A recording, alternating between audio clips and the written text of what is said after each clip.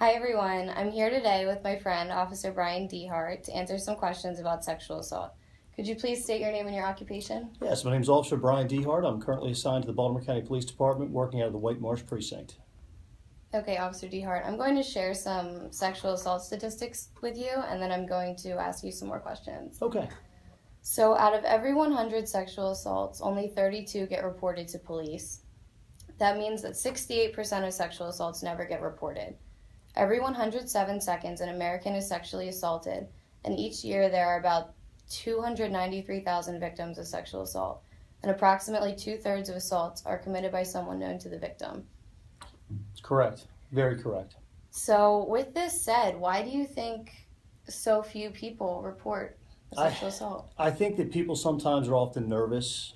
They're hesitant to do so. They feel maybe that even though they are the victim, might not feel like the victim, feel like they put themselves in a situation where they deserve that. And quite honestly, they don't.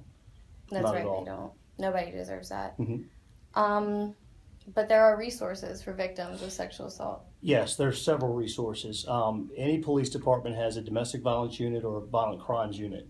Those units, along with the sex crimes units, all have the ability to provide information for people that are victims. There's also an abundance of online resources. A quick Google search, you can find anything that you need there. There's numbers, there's a very large amount of resources online, and that's what I would gear people to go look for. Okay, so victims of sexual assault shouldn't feel afraid ever to contact police? Not at all, not at all. There's always someone willing to talk, someone willing to help. Okay. With all of this said, it's very likely that someone who is viewing this video will have already been a victim of sexual assault in the past or become one in the future. If you could speak directly to them now, what would you want them to know?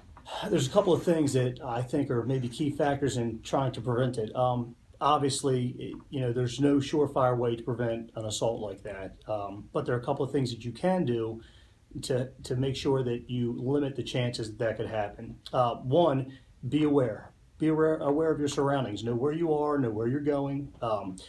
Avoid isolated areas. If there's an area where you're walking that's isolated, you put yourself more at risk, and that's something you want to try not to do. Walk with a purpose. If you're going somewhere, if you're by yourself, you walk with a purpose. Don't lollygag. Get where you need to go. Trust your instincts.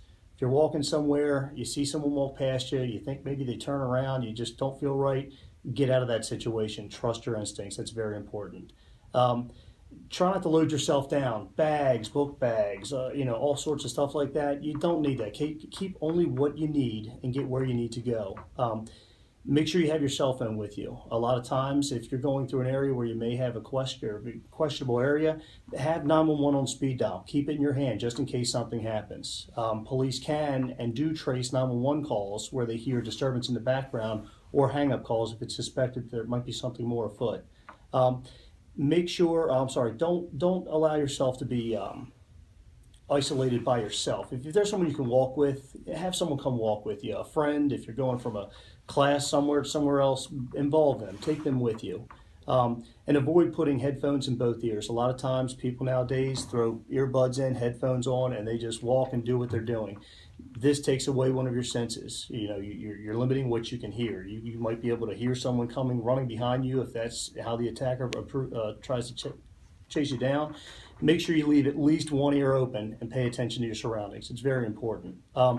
Sexual assault is it's a crime of violence, a motive and opportunity, and the majority of sexual assaults are committed by someone known to the victim, as you heard in the statistics she discussed before. And as I said, there's no surefire way to prevent sexual assault, but you can take steps to prevent it.